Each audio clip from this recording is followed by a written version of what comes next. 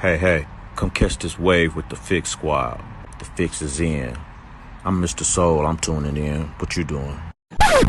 Stand up. James left, but the king still reigns here. No tears, no love lost, no rain here. Delivers, I promise, Santa rain here. Love for the city still resides here. Fix for your ailment, faith that resides outside the lines. Detox your mind, cause it matters. Art outside the box, we pace better. The Fixx is in, and we rock a channel. We rock with them for what's deep within. Expose those who talk but don't live. Expose those who talk but don't live. Take offense. Judge by the fruit from the tree, but if the fruit. Welcome back. DJ Focus. You tune back into the Fixx, your source for faith-infused hip-hop, R&B, and poetry, right here on Siriusxm, channel 154, Holy Culture Radio. And it's time for our spiritual detox. And listen, we in for a treat today. Every now and then you come across, somebody super talented that does multiple things. So listen, this man I got on the line right now, man, he's a vet in the game. Let's be very clear. I love a lot of things he's doing. One, he speaks to man empowerment, encouraging men. He actually he's the founder of the Man Up Club. And he's also the founder of the God Flow Hip Hop and Hope Festival. And he's also a super talented artist too as well. So listen, without further ado, let me welcome in my brother, XROSS. What's going on, bro? What's up, man? It's a pleasure to be here on your show. How are you? Man, I'm good. Like I say, man, I don't take that. I don't say them things just to say them. I've been watching you move for a while. You've been a mover and shaker in the industry for a while. You and your wife, y'all got good names. Yeah, everybody knows who y'all are. So I don't know if you know it or not, but believe me, we watching your whole household, brother. Wow. Well, you know what? Yes. We just try to keep our head down, man, and stay on the grind. Yeah, y'all grinding. Yeah. Forgive me, producer too as well. I got to give him his producing bag too as well because he do that too as well. We got a lot to talk about, man. A little time. Let's get to it. First, share a little bit of your faith journey with the people.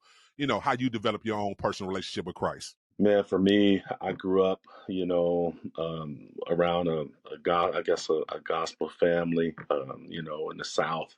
My grandmother had like 16 kids, man, and they used to all sing gospel music. We would have these little talent shows around the crib, man, with all them people.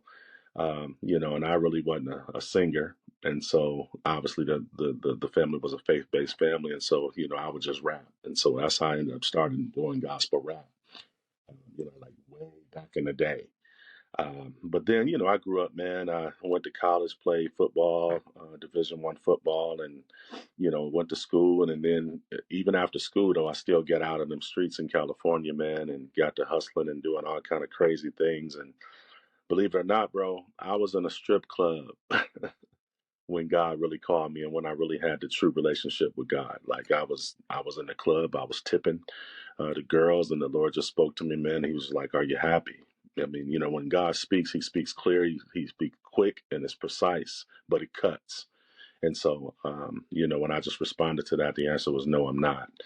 And so when I said no, man, it was, tears just kind of started to roll, man, because I recognized that I wasn't out my purpose. And so from there, man, I just decided that, I would get on the grind. And it was a simple conversation and short and sweet. It was just like, hey, everything that you're doing in the gangster rap scene and out here on the streets, you need to be focusing and building up the kingdom of God. And so from there, man, that's how my true journey started. And that's when I started my Christian hip hop label, which is One Way Entertainment, and then just start grinding on that side for myself. That's amazing. I appreciate you sharing that story too as well. The listeners, they know when they come here, that's one thing, they'll get something authentic. So when you talk about submitting to God, like that's powerful. Speak a little bit more to it, because I think the listeners need to hear. I feel you. You're in the strip club. God can, kind of gave you that conviction or gave you that revelation. I got more for you to do, son. But you submitted to it. Yeah. Because it's one thing. I would argue a lot of people get revelation, but they don't submit to it. What made you say, what, enough is enough? I'm going to do what God called me to do. Well, for me, it was, like I said, it was a heart check. You got to analyze yourself. When God calls you, it's about self introspection and analyzing yourself and kind of like the scriptures say, search yourself over. And so that's what I did. And I found out, that really I wasn't living in my purpose, man. And so I I had a studio in California, man. I got in my studio, I got on my knees, and I was just like, God, if you're real, I want you to fill me with your Holy Spirit. And that was a personal thing. That was just me and him one on one. Wasn't at no altar, wasn't at no church.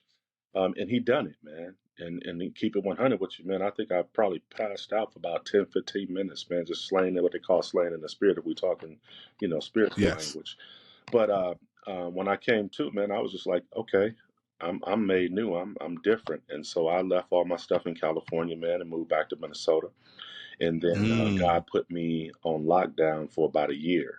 And when I say lockdown, I'm talking about, I didn't go out. I didn't go outside a lot. I was full off the word. Being a new Christian and getting fed and having a lot of zeal, man. And so for me, I just wanted to eat the word. And so I stayed in the house for about a year, and I did that. And I didn't go to clubs. I didn't even listen to hip hop music, as a matter of fact. And just studied scripture, man, and just kind of got deep in my word and had some spiritual advisors or what have you that spoke into my life. And then as I was getting, and that's really what the true discipleship is. And so as I was getting discipled, man, God just spoke to me. And he was like, "Yo, it's time." And I'm like, "Okay, what does that mean?" He's like, "It's time to, take the mantle." And obviously at that time, Christian hip hop wasn't really that popular, and so Right. you had to bear two crosses. You had to really be the person. Not You couldn't just come up in churches and rap in churches. You had to educate pastors and clergy on why, number one, why is not the devil's music out of all people. But then Right. at the same time, you had to be able to be articulate in the streets so they could understand, like, okay, well, why you ain't in church with your message. So, it's a balancing act. And so I've done that for many years, man. And until, I really got the confidence and the calling that God was having on my life to truly walk it out without having any affirmations or pats on the back, and just knowing that you're called to what exactly it is that you're called to, because it takes a lot to walk out a calling, especially if you don't have people that are there encouraging you. And it's a different kind of walk. No, that's real. So speak about that encouragement. How did your family perceive you? I don't know. Were you married at the time? Did you have kids? Like, how did your family perceive you when you said, you know what, I got to move, I got to transition? What was their first thoughts? Well, I was hustling with family, some of my family, and so naturally they wasn't happy about it because that meant less money. And they meant a different lifestyle. And so, Wow. I had to have some hardships there and had to, break away from, a few family members, man. And it was a little different, because they were super close. You feel me? But because we were going in the same direction, we felt like we was close. But you really only know how close you are to a person when you start moving in a different direction. Facts. So it was that perspective. But then at that time, I was not married. But my girlfriend, who's my wife now, she was holding me down while I was in that life. And part of that transformation was, when God called me, He allowed me to see some things a little bit more clearer. And one of them, was, my relationship. And so, I asked my girlfriend at the time, who's now my wife, to marry me. And thank God that she did.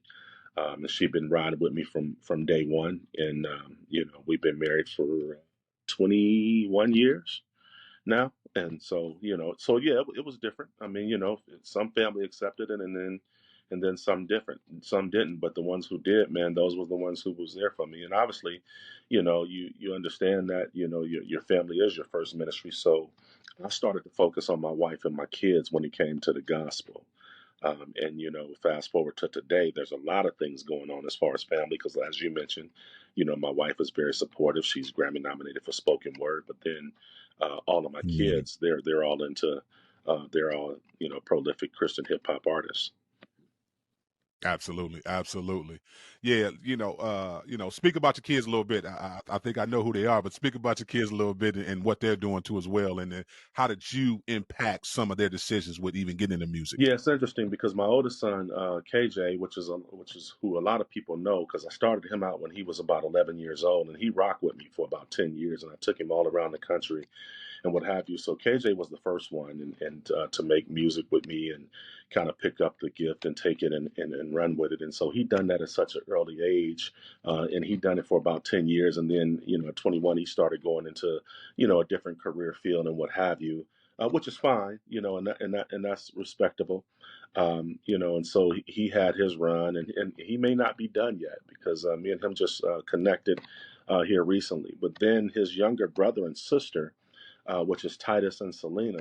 They both are Hmm. prolific hip hop artists and have careers in their own right. And Titus had never really wanted to get into it, man, because he was more of an engineer behind the scenes, and he engineered for KJ and he engineered for me. And so he learned that technical aspect, of the ministry and the business. And Selena came into it as a female artist, and she just came out of the blue. Nobody saw it coming, and she was just like, "Yo, Dad, I want to do what you do. I want to rap, for the Lord. I want to impact my generation." And so we put her through the fire, because obviously we didn't just want her doing it just because we was doing it. And it wasn't a lot of females that was in it, but she proved to be called to it. And so both of them were, and then Titus later on decided that he wanted to actually step to the forefront and start doing music. So they made albums, man. Like, so Selena probably has 3 or 4 albums in her own right. Titus has 3 or 4 albums in his own right. But then beyond that, they decided to come together as brother and sister. And technically, they are the first hip hop duo that's brother and sister, which is when they're known as Sis and Lil Bro. And now they're really, they're moving and shaking, and God is elevating them, and they're doing their thing. And right now they're touring. They've just been featured in the #1 hit BET series TV show Kingdom Business, and so they grinding, man. Yeah, absolutely. Shouts out to Sis and Lil Bro. I've interviewed with them too as well. I knew that. I just wanted you to share with their listeners. For sure. Listen, men are still having an impact on their kids. That's why I wanted you to share that, because Absolutely. we hear so much in the Black culture that men are not in the household, men not around their kids. And listen, you the perfect example outside of me, because they always hear me saying it. So I wanted to let somebody else say it for a change. That's what's up. I mean, that's important, man. I mean, fathers do have a major impact on their kids, and I mean, we do what we got to do as men and support them. Absolutely. Listen, DJ Focus, you tuned into the Fixx right here on Siriusxm, channel 154, Holy Culture Radio. We got to go to a quick break. Don't touch that dial. We coming right back with more from Cross. Keep it locked. You tuned into the Fixx. You know the Fixx is in. Holy Culture Radio. We're not just background noise. We play the music that inspires you, because every song has a story.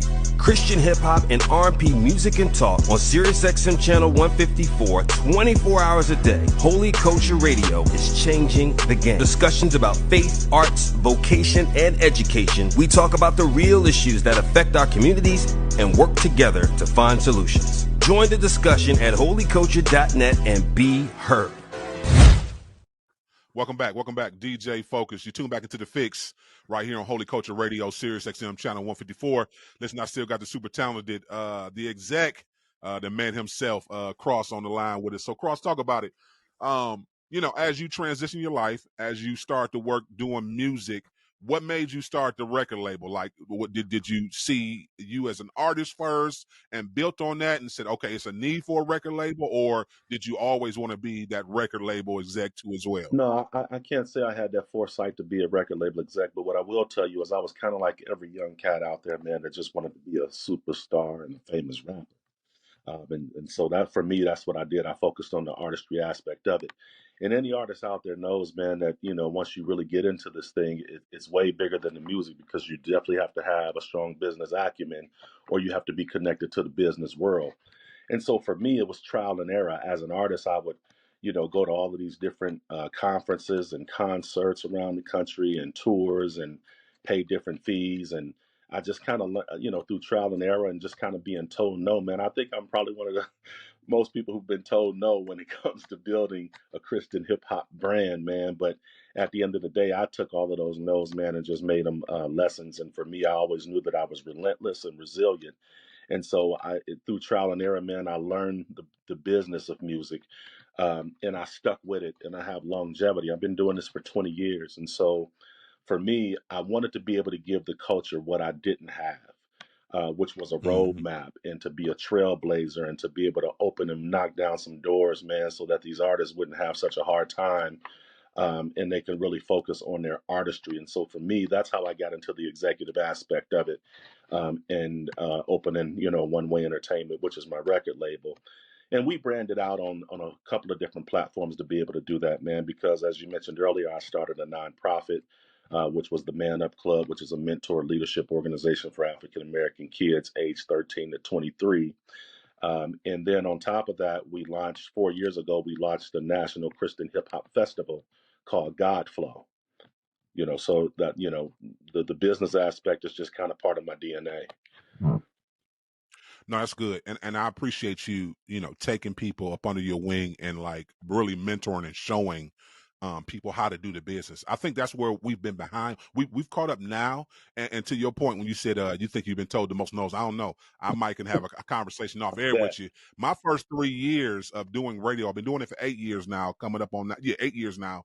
So my first 3 years, I would argue, I promise you, the big names in Christian hip hop and gospel, they wouldn't even give me the time of day. They wouldn't even call me back, send an email back, or anything. So I had to continue to stay consistent, keep grinding. And I finally got that big, and then everybody calls me now. But I'm just saying, like, no, I've been there, brother, where you had them seasons where it's like, wait a minute, I'm bringing you on my platform. I'm highlighting you. Oh, forgive me, I am a DJ. I am breaking your record every single day, getting money in your pocket, and you can't even give me an interview. And we say we kingdom. Right. I was struggling with that. I'm be honest with you. I can see if we was worldly, but if we call ourselves followers of Jesus Christ, I have a different standard to me. Now, I ain't ask you for no money.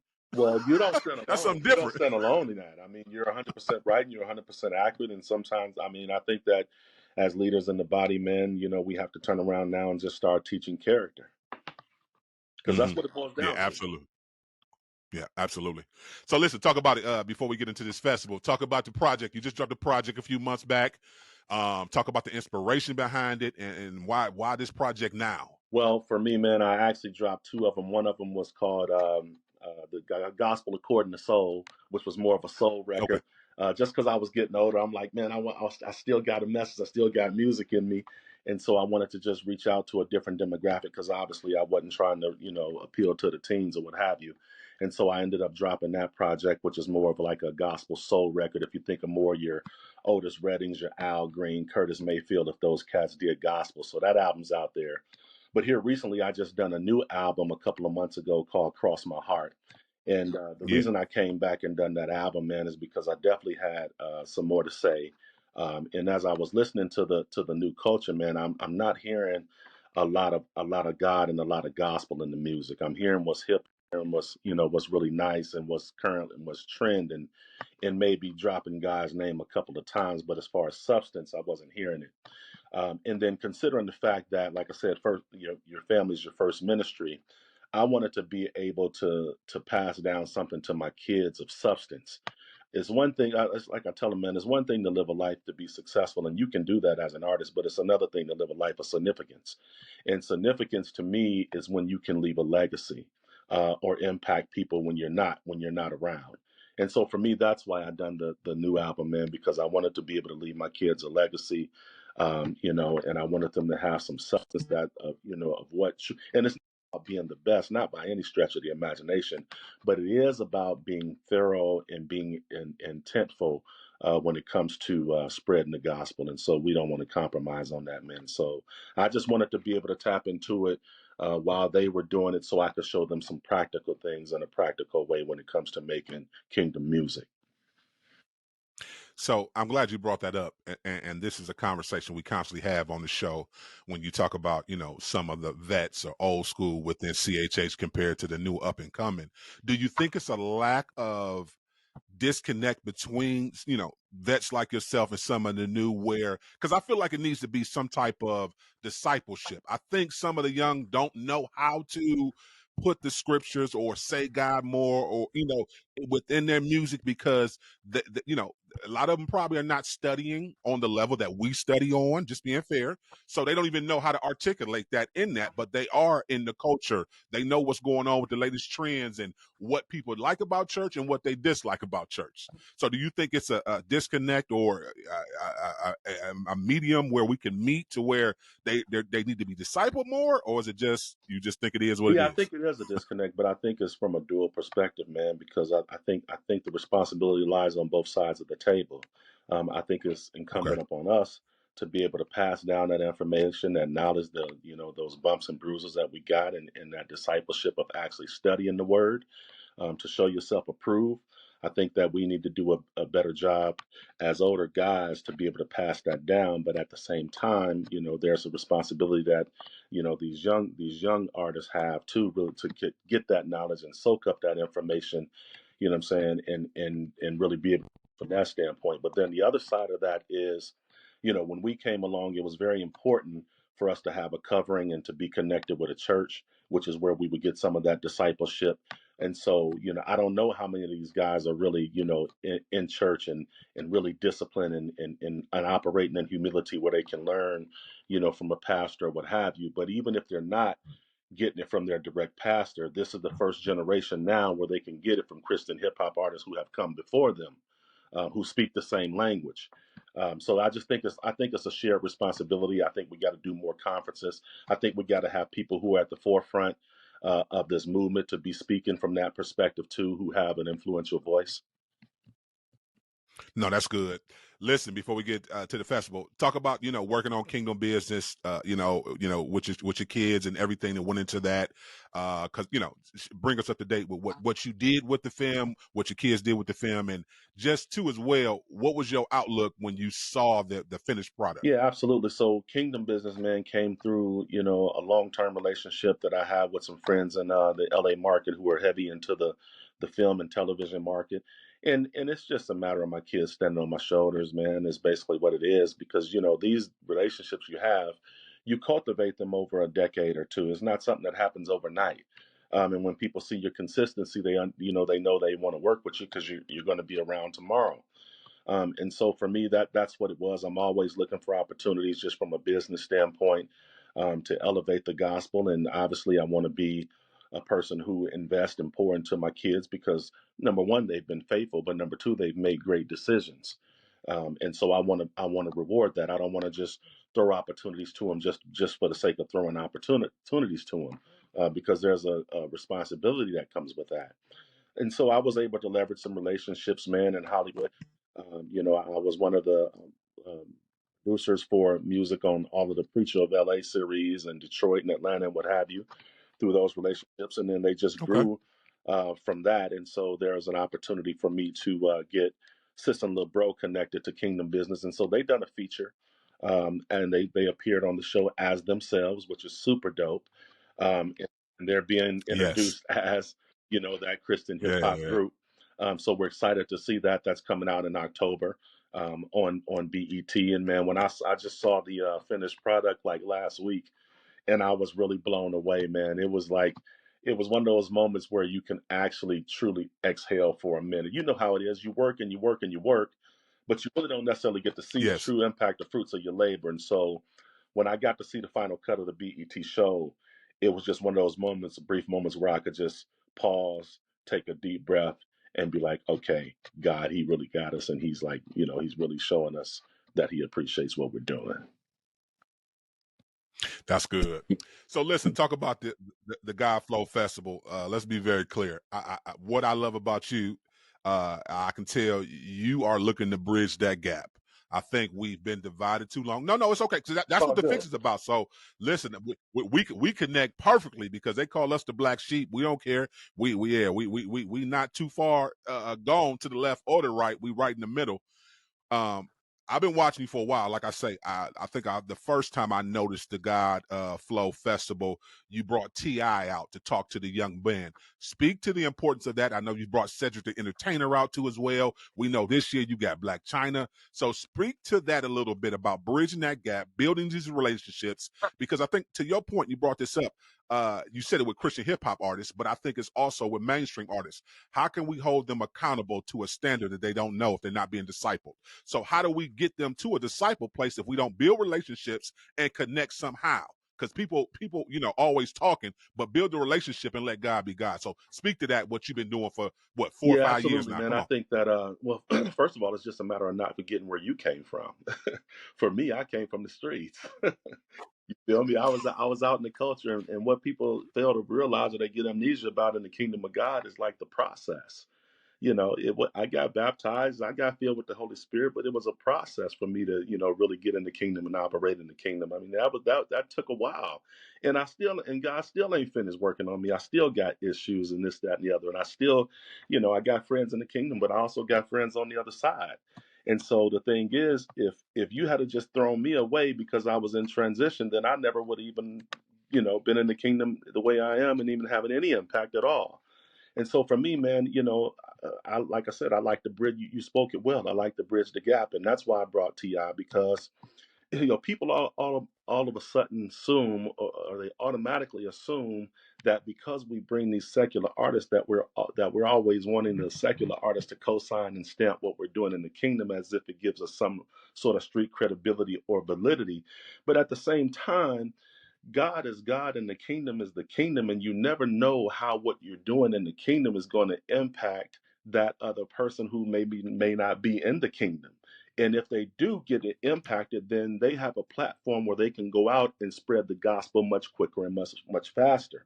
We can't get caught up on the platforms in which God has given us influence, but if we have the influence from a kingdom perspective, then we utilize it. I have relationships, with T.I. I have relationships with Cedric the Entertainer, and I have a relationship, with people who are connected to Blac Chyna, and certainly so for me. But I am intentional about a mission that God has given me that I don't expect for everybody to understand, and they don't have to understand it. But as long as I understand it, and what that perspective is in a nutshell is that number one, we have to expand the Christian hip hop platform, and that's what I'm called to, is to expand that platform. At the same time, I'm also called to sharing the gospel outside of the four walls of the church, into the streets, into the culture, into the community. But at the same time, I'm also called to have the gospel impact the secular market, and to also give people who are in the secular realm an opportunity to have a voice within the kingdom, because that's where they can get their footprint. So when T.I. come, or Said come, or Blac Chyna come in, we supposed to be able to feed them as well. And so, for me, that's what it's about. And at the end of the day, I am not trying to attract people who are already saved. My goal is to reach people who are unsaved. And so they know these people who are considered, quote, secular artists. But okay, and when I was saved, I still listen to secular artists. And when I was unsaved, I listened to them. So it's not like they don't have nothing good to say. And you don't know who God can use to bring his word, man. And at the end of the day, these are the people that the majority culture is familiar with. And if they're willing and have an open heart to want to share the gospel, who am I, or who is anybody to say who God can use or who he can't use? The mic has been dropped. I hope y'all all heard that, because that's enough said. Listen, tell the people about the festival coming up. I know it's coming up next month. Tell them about the lineup, super sour lineup, and everything you got going on. The festival is on Sunday, July 23rd. We picked a Sunday because we wanted people to go ahead and get the word and get out of church and then get to the festival. It's at the historic First Avenue, which is Prince's nightclub, where he shot Purple Rain. It's downtown Minneapolis. The doors open at 4 o'clock, and we're going to run it till about 10. Obviously, we got Blac Chyna coming. She's going to be talking about her transformation and what all she went through, and talking about, her whole life with her OnlyFans and being with the Kardashians, and, and how she, how God called her and she transitioned with her implants and tattoos, and how she took them out and took the tattoos off, and just kind of where she's at. Like, she's going to speak to the culture, and she's going to speak for real. And then I also invited about 15 other Christian hip hop artists from around the country that's just going to grace the stage and do what they do and do what they've been called to do. You know what I'm saying? We got so many, there's so many artists that we got. Obviously, we have our artists, which is System LeBro, but we also have Angie Rose, we got Mission, we got Range the Artist, man, we got Clifford Gray. It's the names go on and on as far as, who we have that's a part of this. Portia Love, Scooty Wop, Not Clyde, and it's just a whole host of artists, man. No, that's what's up. I'm definitely looking forward to it. I know it's going to be a great time. Listen, please, get to this event. If you anywhere close, this is worth taking a ride to get to this event. It's going to be a powerful event. Listen, tell the people across how they can connect with you, follow you on all your platforms, as well as introduce one of your bangers off your last project. Off the last project, man. A song we're excited about is called Fade, and it's featuring my son Titus. We locked ourselves in a hotel, man, for about 2 weeks and just wrote the record and produced the record and put it out. But the song Fade really speaks strong to the culture.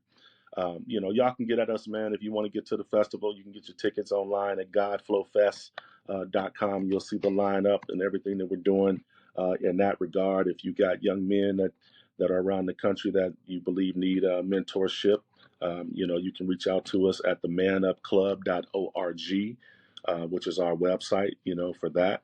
If you're interested in music or what have you, Christian hip hop music, the label is onewayentertainment.com. Just use the number 1.